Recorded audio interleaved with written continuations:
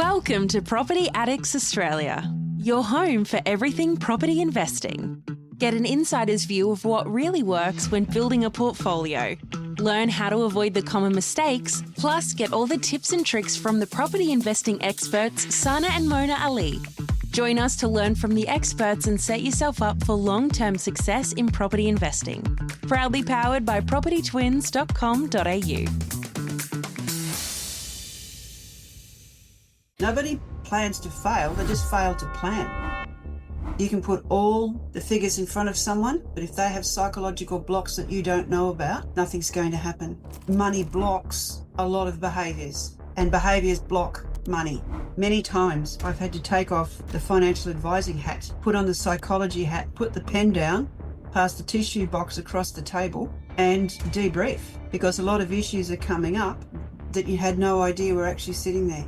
Trauma is stored in every cell in the body. We also know that trauma is intergenerational. And what I mean by that is that if you've had a trauma and you're much younger, then your survival instincts are what drive you. So every decision you ever make is about safety, security, survival. I will guarantee you that in the last 5 years of her working life to age 75, she will end up in poverty. Unresolved trauma that they're not even probably aware of themselves is actually driving the money decisions they make to set themselves up or fail.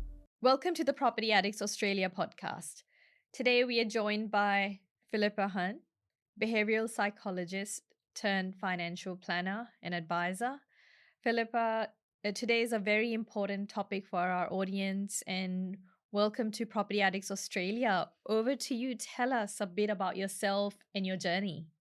First of all, Mona and Sana, thank you so much for your invitation to come onto your podcast. Really appreciate you reaching out because the field that I found myself in was the intersection of psychology and money. And it wasn't because I've been in the advice industry now for 25 years.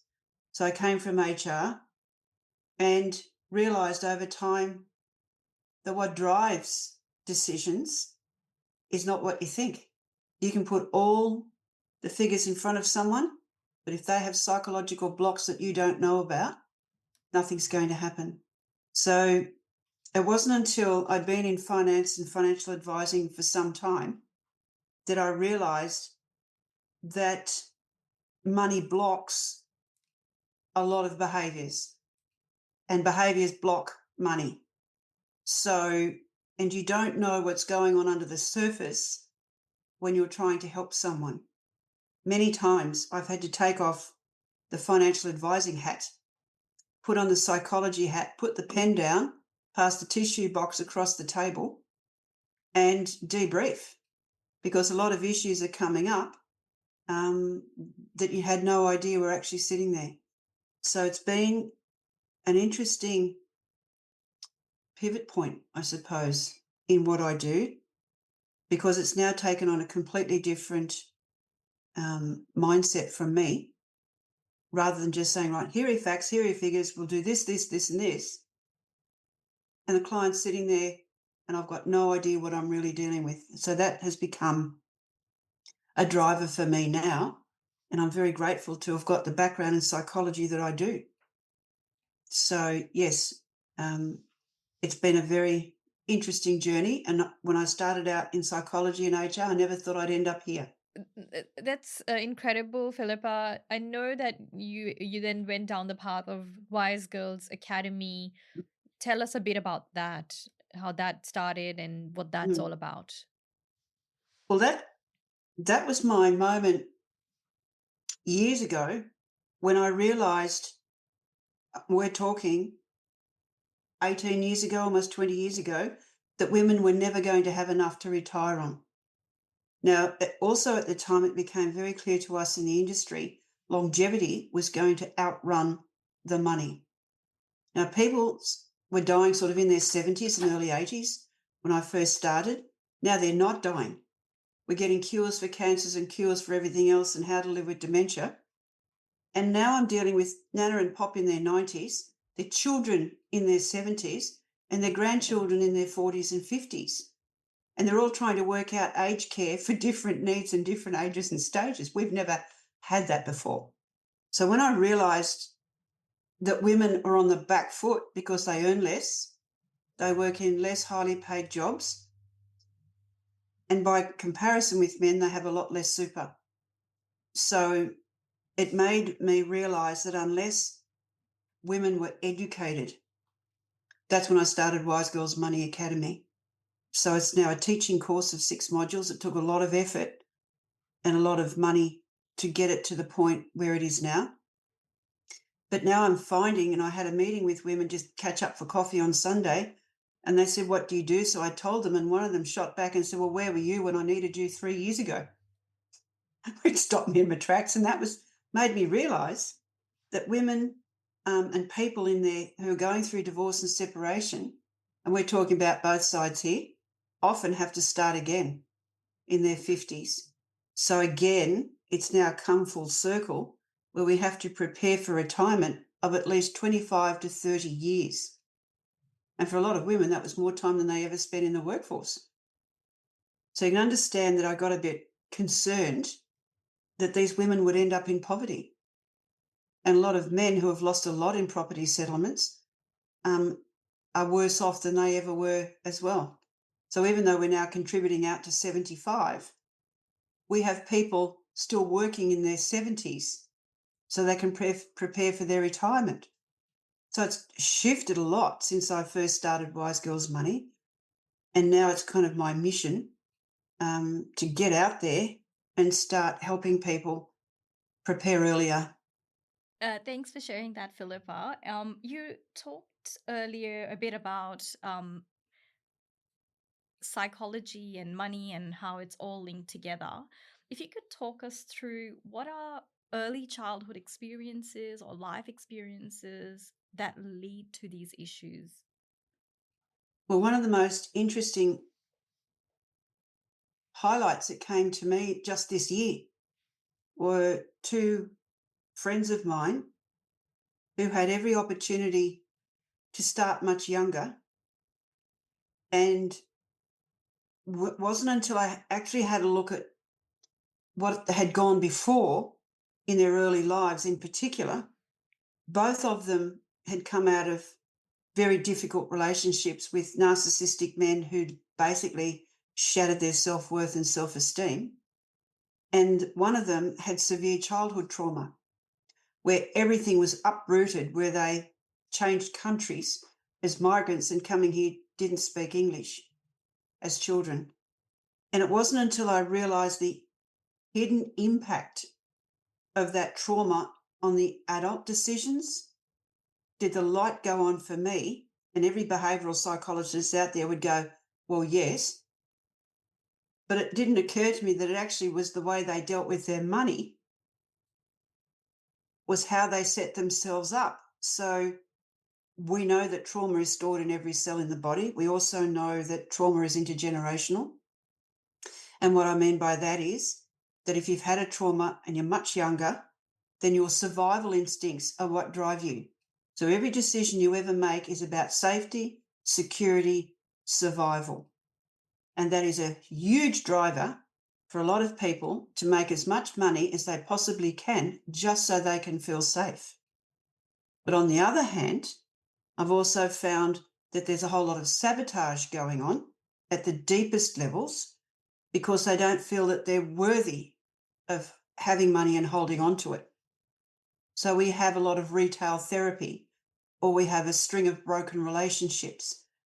And it wasn't until I looked at the patterning of the relationships over an adult life, and I've known one particular friend for 30 years. We kind of grew up together. However, when I looked at the decisions that she made when she got an inheritance, I will guarantee you that in the last 5 years of her working life to age 75, she will end up in poverty.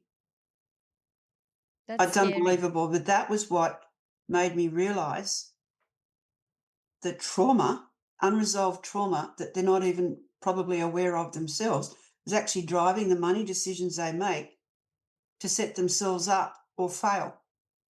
Nobody plans to fail, they just fail to plan. And what about risk tolerance and investing really? if such individuals, if they're driven, right, driven to have security, stability and control and survival, would they not have a higher risk tolerance than many other people, or they wouldn't? Well, that's an interesting question, because when it comes to safety, survival and security, there is no risk tolerance. It's all about survival. And so they will go into investments that are absolutely rock solid. And that's why there's this drive towards property. And as I was in my earlier years in financial advising, I discovered that people from cultures, and I'm going to put a generalization here up front, from around the Mediterranean buy blocks of flats. That's touch it, see it, feel it, paint it, insure it, check it out, fix the pipes, fix the plumbing. That's their financial security. It's also intergenerational so that they can hand it down to their children. And so often people coming to this country have a driver to better themselves, and they'll work day and night to provide, working 3 jobs, supporting their family, getting them started. And the emphasis for their children is on higher education. It's a pattern over and over again. It's been proven in longitudinal studies all over the place. So when you relate that back to financial advising, once I start asking about their background, it's a different conversation, because I used to teach migrant kids English. I know about the cultures and the customs because I made it my business to learn not only where they came from, but how to understand them and some of their language so that there was a better relationship. And that served me really well when I was out in HR because of employees in organisations. And even now in financial advising, now I'm educating women, I'm very mindful of their background because of my previous experience, fortunately, in being able to ask the right questions.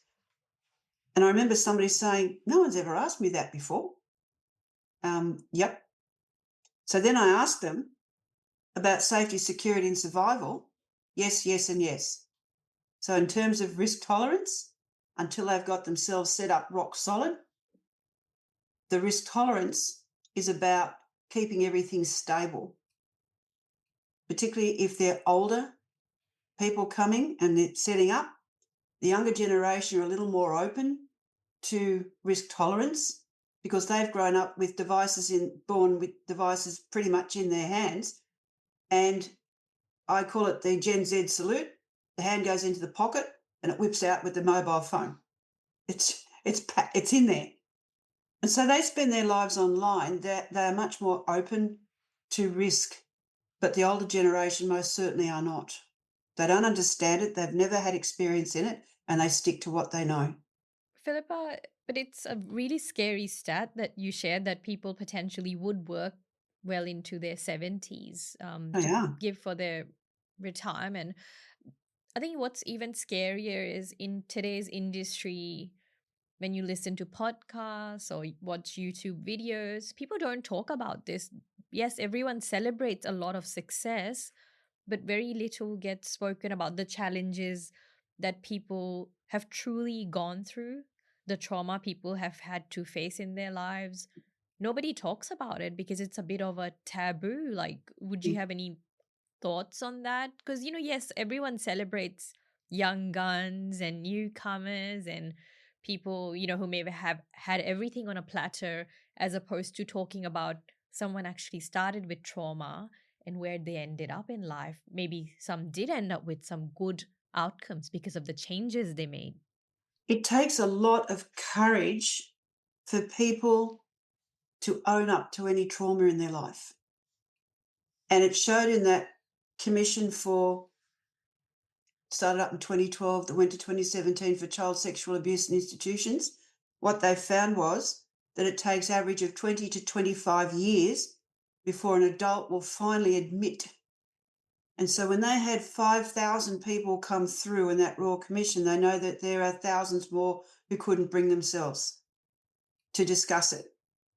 Because when you're dealing with that, and I'm not just talking about those sorts of childhood traumas, when people have gone through loss in their families, horrendous losses in their families, or they're coming from war zones where survival is just every minute of every day, you don't shake that off just because you've changed geography, which is what they found with Holocaust survivors. Their children in Australia and England and America have everything, as you say, given to them on a plate because their parents worked so hard to give them a better life, better than what they had during the war. But because trauma tends to be intergenerational, then their behaviour in the family of survival is what we do in our family. That's their normal. And so, of course, that's going to carry through because that's all they know. For them, that is normal. So I'm getting into a very different area of advising. But one thing I discovered with education, that when people start to burrow down into the way they see their money and the way they feel about their money, that's when all of this starts to emerge.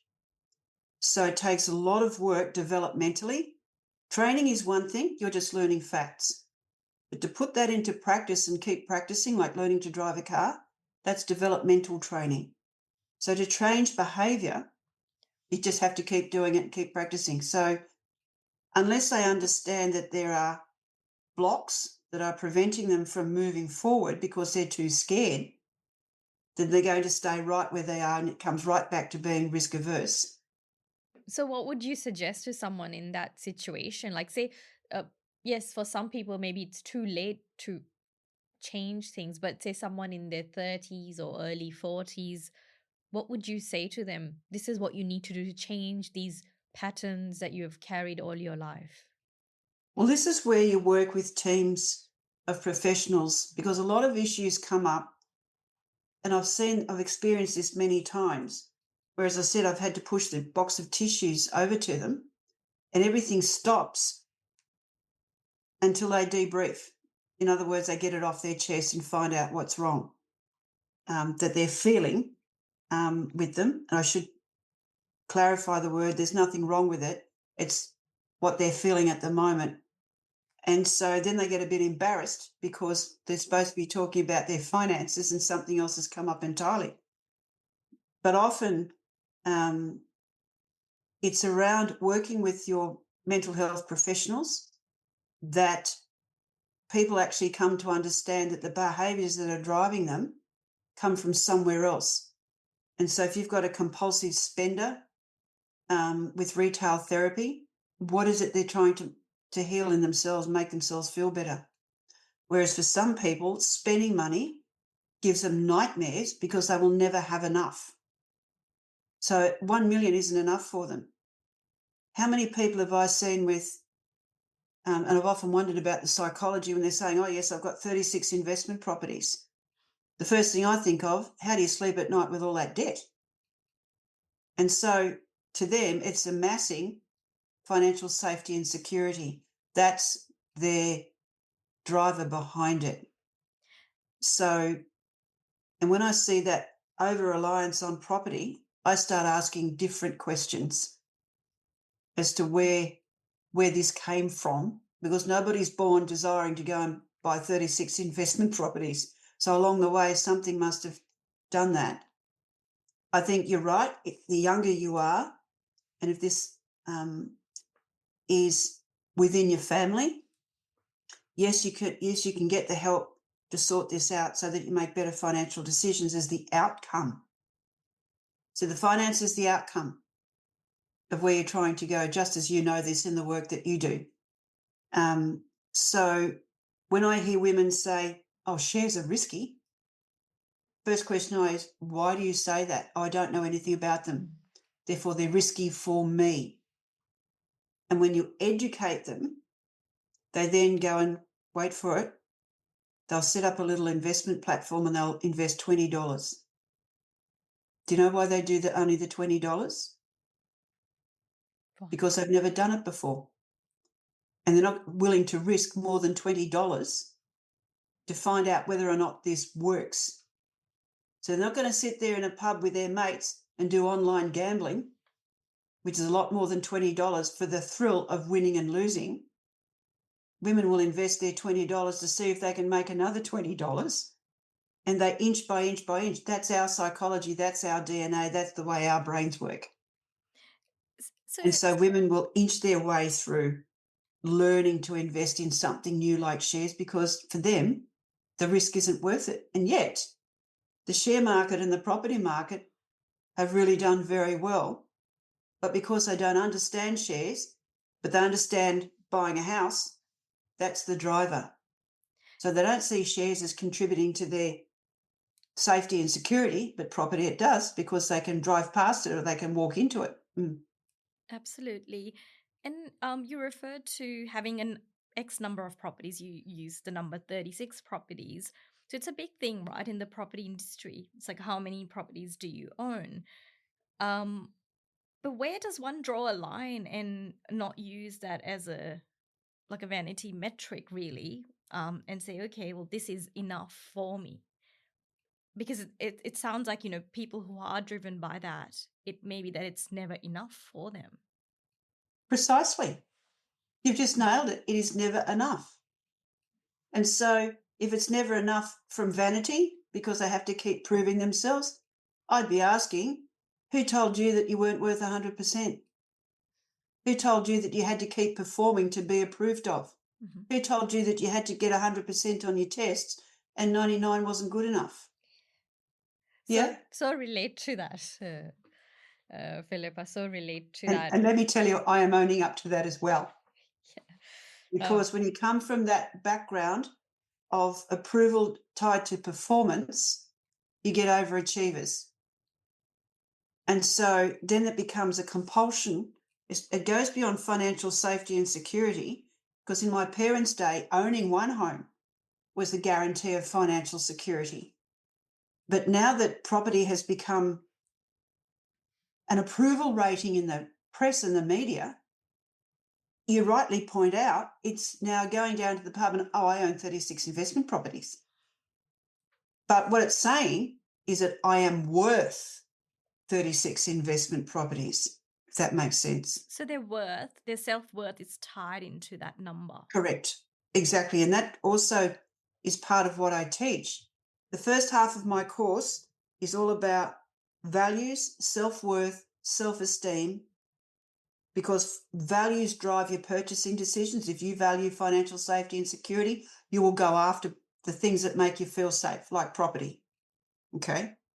And so when you're looking at people's psychology, which is the motivator, the underneath motivator and driver are your values, whatever they are. So to satisfy that need, which is your base needs, after that, the want is the quality of that need. So you need a home. What sort of home do you want and where? So you've got a lot of values. If you came from a background that valued image and valued performance, all your purchasing decisions will be based on those values. If you are a saver, where you make do, eat it up and wear it out, and you're risk averse, then your financial decisions are around how much cash you have stashed in the bank and how many properties you own outright. No debt, because debt to them is what keeps them awake at night. So it's a different perception of the same issue, depending where you come from. So a lot of people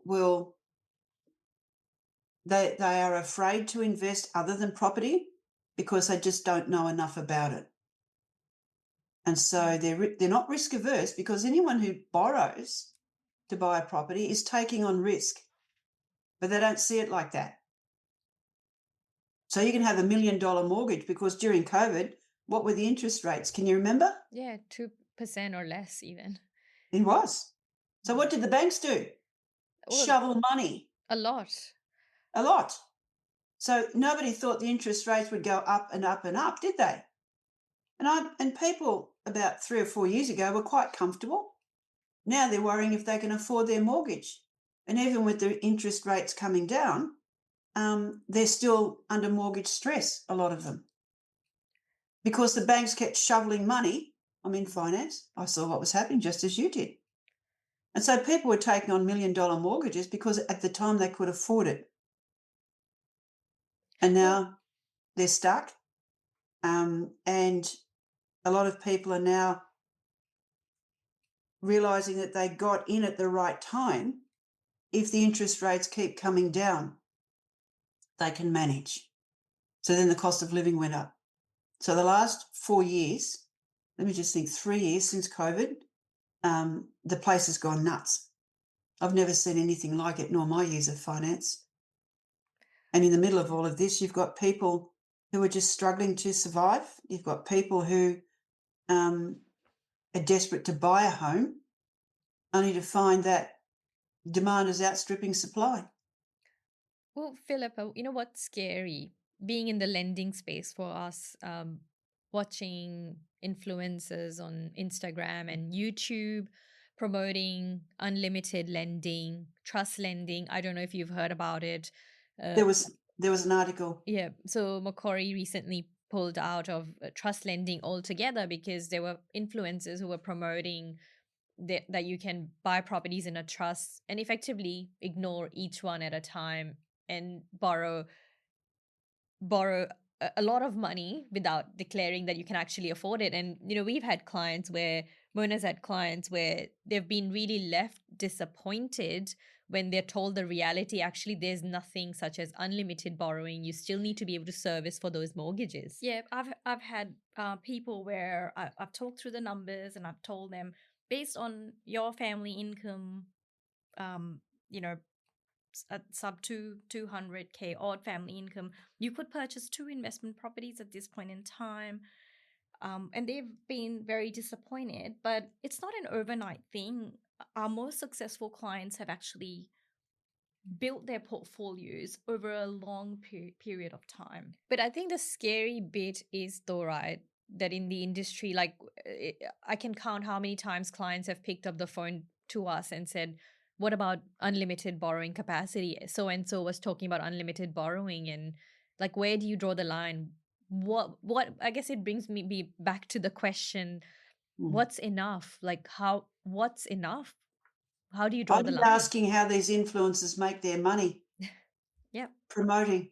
Someone is paying them to promote. Now, the Commonwealth Bank followed on from Macquarie and they've suspended it. And you actually, typical Commonwealth Bank, Matt Common, up there making profit. Or you can have a credit card for 6 months. At least you've got a Commonwealth Bank product and they'll talk to you. Got to love it. Yeah, that's very, very recent. So I guess moving on to men versus women, what barriers do women face as part of this journey? Because obviously men promote a lot of this stuff. Men are really up there and going for it. So yeah, well, how do women fit in and what barriers do they face? Women are more risk averse than men, in my experience. Men will, I assume some of these finfluencers, a lot of them were shut down by ASIC in 2021, I think it was it 22? Where they called them in and said, you are giving financial advice. If you don't stop it, I'll throw you in jail. One of them actually was. So the problem you've got with social media is that these finfluencers can talk about property because it's not a financial product. So these finfluencers years ago were flogging Bitcoin, advising to go and buy it. So ASIC realised that everyone was going to find themselves in a whole lot of trouble here. So they stopped them from doing that. However, property can be spruiked because it's not a financial product. And endlessly over the last 30 years, we have had product floggers, as we call them in our industry, because property is not a financial product.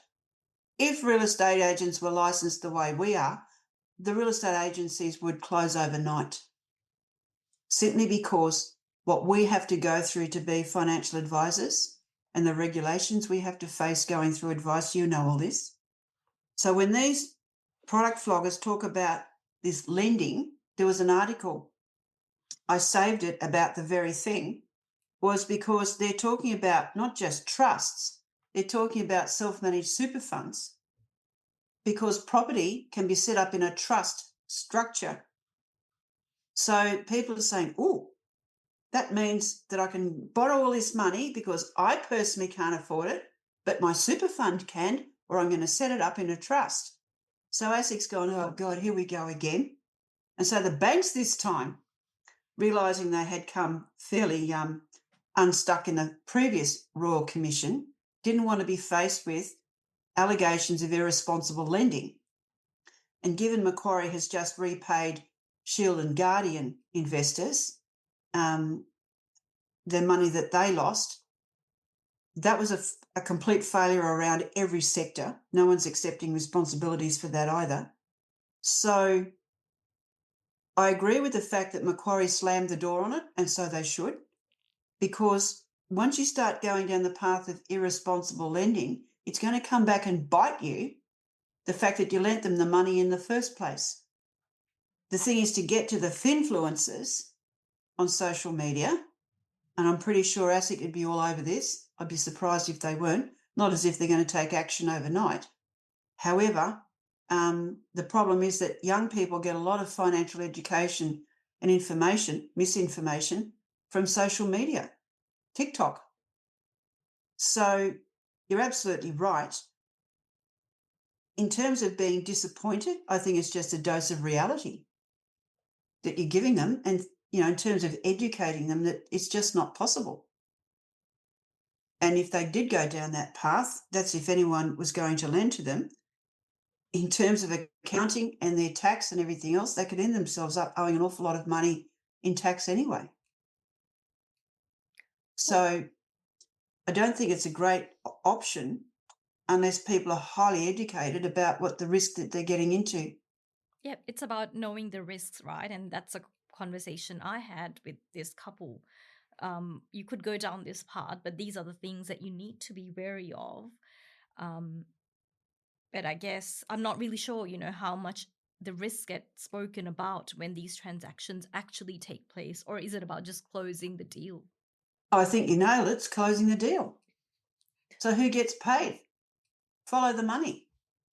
I'd be backtracking it to find out who these finfluencers are being sponsored by and who's paying them to spruik the product, or that information. I'd be tracking back to see, because they're not going to waste their time unless they're going to be paid for it, says the cynic sitting here.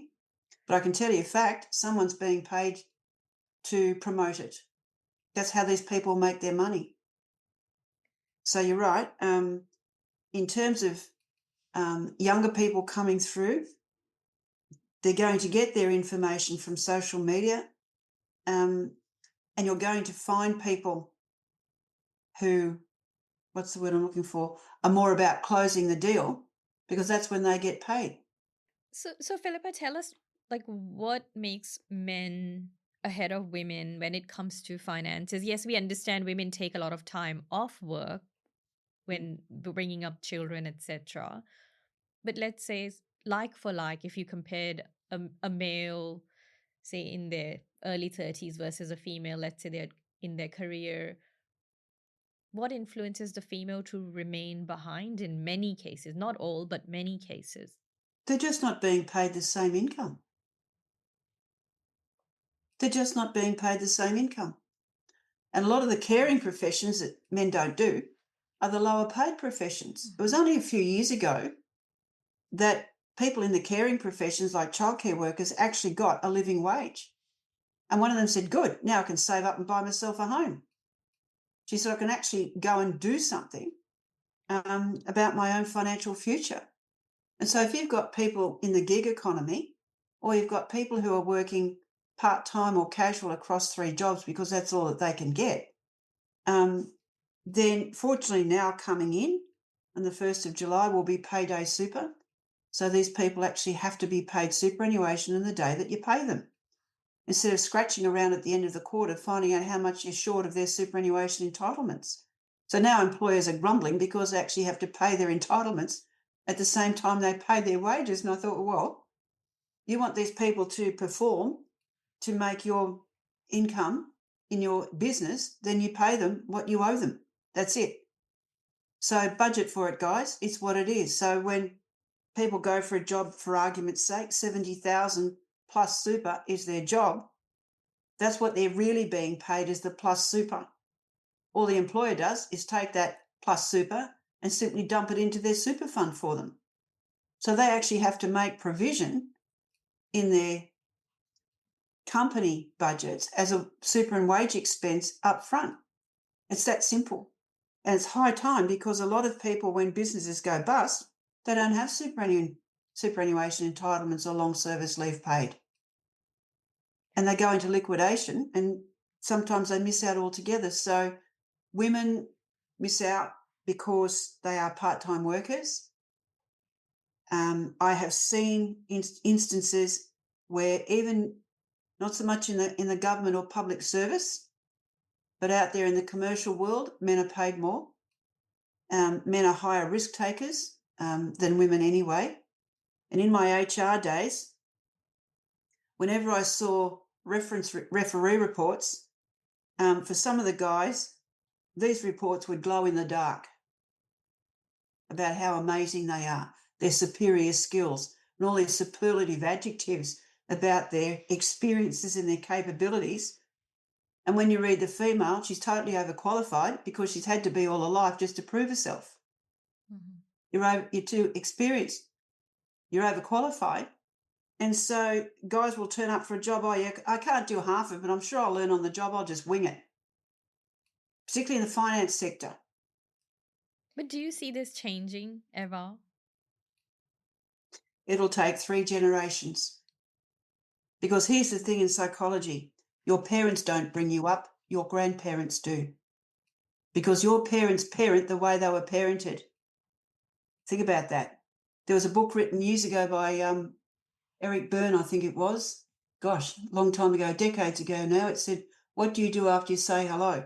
And what he's really saying is that your family scripts and the way your grandparents operate, the nonnas in Italy and the taties in Arabic and the rest of them, all around the world, the grandmothers drive the family. And the way she does things, and her daughters and her granddaughters do the same thing, because that's the way things are done around here. So whatever your family scripts are about the way women are treated and what's expected of women are going to be simply translated out there into the workforce across society. So unless, we had huge upheaval in the 1970s when Gough Whitlam first got into power. He brought the soldiers home from Vietnam, effectively ending Australia's participation. He made education free, tertiary education free. He gave the single mother's pension, and in 1975, no-fault divorce. So women could get out of abusive marriages, 50,000 divorces a year for 5 years after that. Yeah, I'm not kidding you. First 5 years, 240,000 divorces. You had women being able to support themselves and their children, and not only that, they could educate themselves. Total uplift. And within 7 years, all the orphanages had closed. So there was a huge drive towards women being uplifted, earning more and being heard. And subsequently over the years, particularly in the last, when was Trump first elected? 2016? And that whole white misogyny. And when he won this time round, one of the young white American, forgotten what he called, bloggers, and they were talking about the abortion debates and terminations, what have you, in the States. It was a big deal in the last presidential election. And they said, your body, my choice. So how did we go in 40 years from women getting up on their feet, being supported by the government, being independent, and then over this period of time, it's gone backwards. So for women now, they actually have legislation to protect them. And look at the scourge of domestic violence. A lot of the women I've dealt with coming out of marriages, and you probably have coming through and getting them re-established yourselves, the domestic violence is an absolute scourge. So what gives the men right to murder women? And we've had, every 10 days a woman's murdered in this country? It's appalling. And we criticise overseas countries that don't have a particularly good attitude or policy towards women, but we only have to look at our own society. So anything that I can do to help women stand up on their own 2 feet, get educated and take care of themselves, I'm for it. So a lot of work still needs to be done. And as you said, it might take 3 generations. Really, that's a very, very long time. So to sum it up, No, but I think it's tragic. I think it's really tragic to know that, even though we are living in this country, in Australia, in a progressive culture, we still face those issues. I mean, Mona and I, we were in school when we came to Australia. We've been here over 25 years now. We've come a long way, but I think change needs to come at an individual level, and often people are so ingrained in their, as you said, their grandmother's scripts. It's hard to move. And like, how young do you start? What level of challenges or trauma does it take to say, I'm going to be the one who's going to change the trajectory of future generations? And I think it needs to come from both men and women, and not everyone has the awareness to take that ownership. That's true. And in my experience, the only way people change their lives, and I'm one of them, is a health crisis or a loss where you have no control over it. And so you know yourselves what it is to lose and then start recreating. So everything that you two have created for yourselves in this country, I doubt you could have done it back from the country you came from. And so and it's just the way it is. So taking advantage of where you are and growing and developing and standing on your own 2 feet is a sort of example that you two could be for young women in your generation aspiring to do what you've done, to achieve what you've achieved. Because here's the thing, at some point, one of you or both of you looked at each other in corporate and said, I can't do this anymore. You read our mind. Yeah. There has to be a trigger point where enough is enough. It's the way relationships break up. It's a career change. Yeah. It's a way of life. And when you make that decision, the relief that you feel for making that decision and saying, yep, now how? We'll figure it out. So Philippa, I must share, right? 7 years after 7 years at Macquarie, busting my guts on a project, I was offered a redundancy. And in that one moment, it just made me realize that I was just a cog in the wheel. I thought I was the wheel, but I was actually the cog in the wheel. And that just shifted my perspective entirely. And I wasn't ready to leave Macquarie because I thought I was going to retire from there. Like, I loved the organization. I mean, the culture was great, very driven. That's really gave me the thrill of achievement. But then I found another role within the bank. But my heart had completely changed from corporate life at that point. And Moen and I, we had come across who was going to be our business mentor at that point. This is end of 2014, early 2015. Started the new role, wasn't ready to quit, didn't take the redundancy. Like, Macquarie offered me 9 months salary to walk away, and I didn't want it because I said I'm going to leave on my own terms when I do. And 9 months into that new role, I was in a meeting with 2 of my managers, and the male boss went on for 15 minutes for what things I had done wrong, as For goodness sake. opposed to what I had done right. And in that moment, I said, I can't take this anymore. There has to be a better way. But the seeds were sown much sooner, right? During the GFC, just 1 year in corporate, when I'd seen people being walked out of the building, that you have to take charge of your destiny. You couldn't really rely on an employer. And I think Mona had a similar heart change. I guess when Sana was actually ready to leave corporate, like I think it was January, and Sana 2016. 2017. Jan 2017, and Sana had made the decision. Hang on, what was the date, girls? I bet you know that one too. 17th March 2017 is when we walked out of. Oh no, the day we resigned. The day we resigned was 17th Feb 2017. But Yeah. Mona was But I was like, okay, I'm too scared, and it was a big decision, right? To quit corporate, and then I had a conversation with my manager, who was always very busy to focus on a project that I was working on, and then she was pretty much telling me how I needed to really, hold her and other people accountable to get their stuff, like get involved. And I walked out of that Sorry, meeting. you are expected to hold your manager Yes, accountable? that's right, because she was too busy doing Crikey. it was, she was genuinely busy, but all the pressure came on me, or the blame Right. that I wasn't quite holding her accountable for what needed to happen. And then I walked out, and then because we worked in the same organization, we catch up in the kitchen, and perhaps we probably had tea in the kitchen, Sana and I. And I said, I'm ready to go. I'm ready to leave. So that conversation changed my heart. But it took a lot, right? To, as we talked about, being women, it took a lot of thinking to have the mental strength, to mental toughness to say we'll quit, and being in high paying jobs and no salary coming in.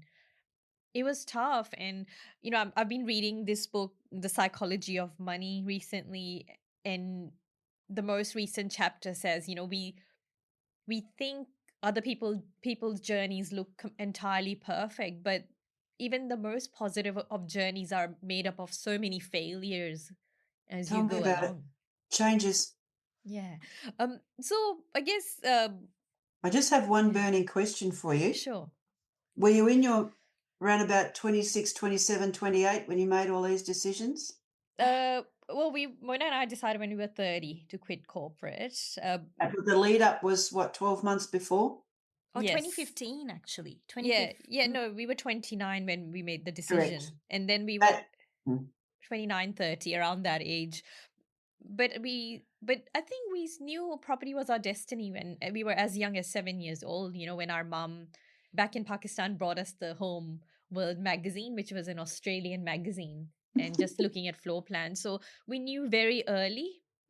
And I suppose when we came to Australia in our teens, we probably knew about that property would be our destiny, because it just showed us security to when you don't come from a lot of, wealth or background or foundations. I think property gave Stability. us stability. Property was light at the end of the tunnel for us. Safety and security. Yep. It's what it circles back to. Yeah, But I Absolutely. can tell you at age 28 to 29 in psychology, everything goes in 7 years. 7 years of age, 14, 21, 21st birthdays, 28 to 29 to 30 is one of the most generative, creative times of change in your life. Get married, get divorced, start jobs, start family, take on a mortgage. In the 2 to 3 year period, coming through your 20s when you've worked out pretty much where you want to go, that period of end 20s to 30 is the turning point in your life, where you finish and start something completely new as a whole new path. So I'm not surprised. That's why I asked you how old you were, because exactly that's why I said there was a time when you said, I can't do this anymore. And then once you said that, it was a given. It was only a matter of figuring out the how after that decision.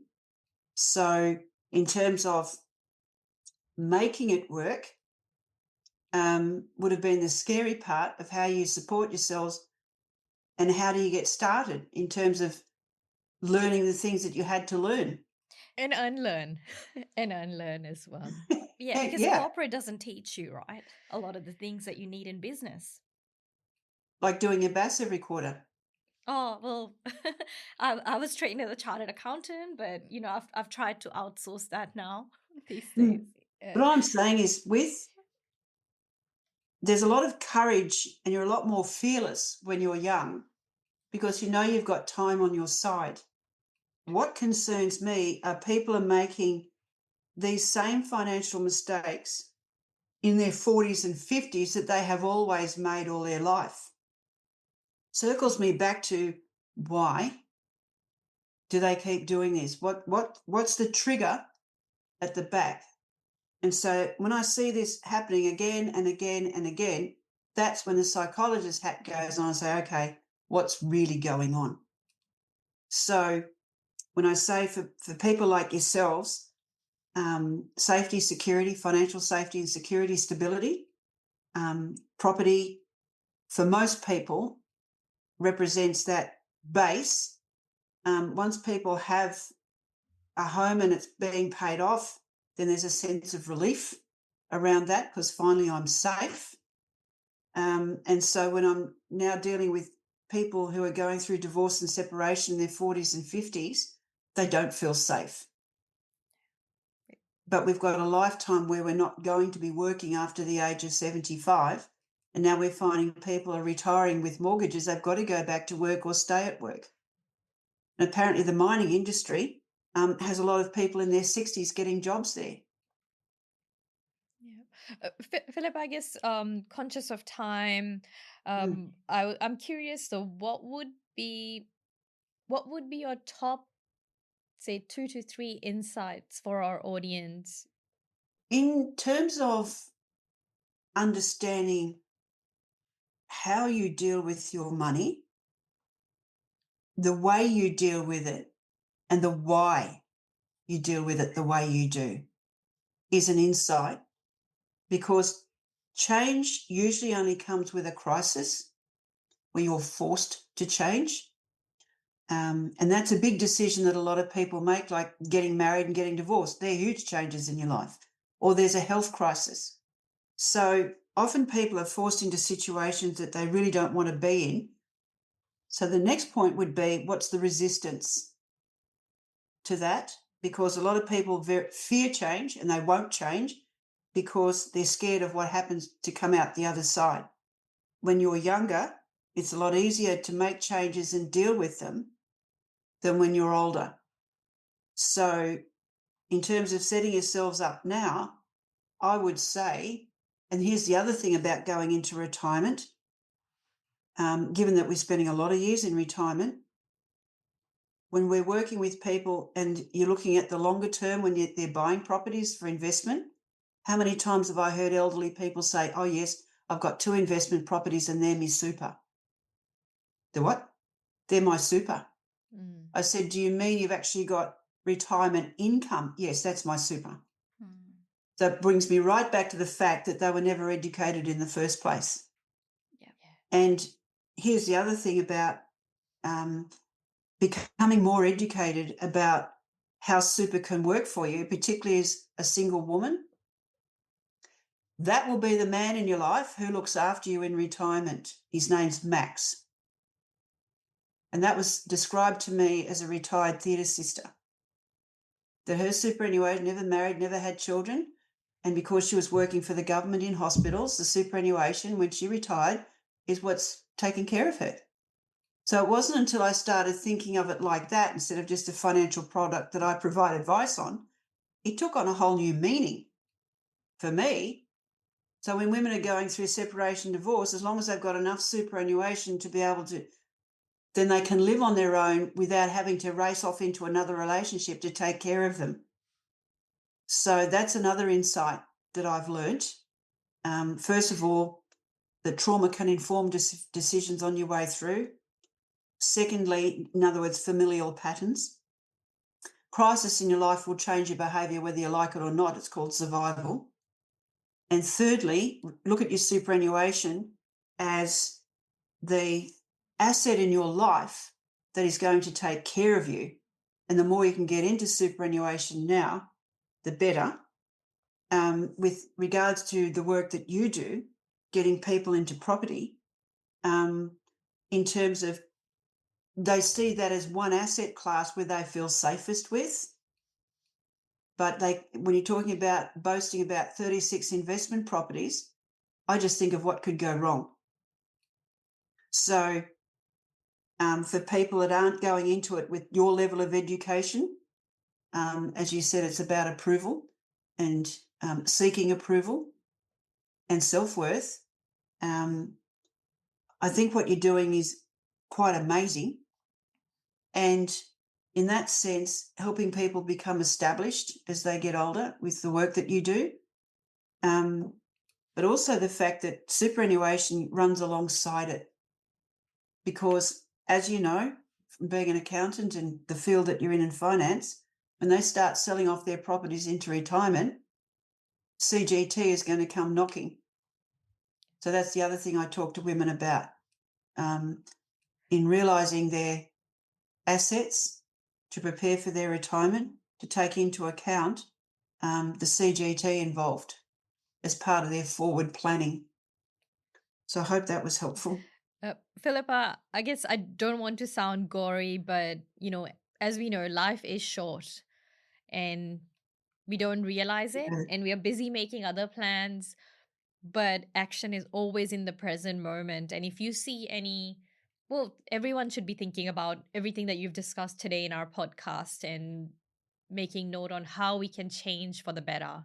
Thank you so much, Philippa. It's been a pleasure having you on Property Addicts Australia today. Thank you very much for having me. I really appreciate it.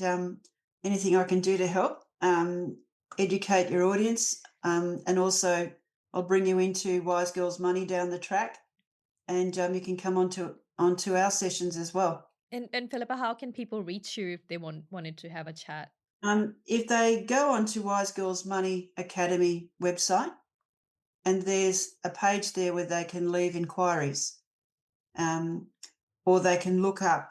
There's a Facebook page as well. LinkedIn is another way you can contact me personally. Contact me through LinkedIn, DM. Thank you so much, Philippa. Thanks for today. Thanks. Thank you. Thank you for having me. Thanks for listening to Property Addicts Australia.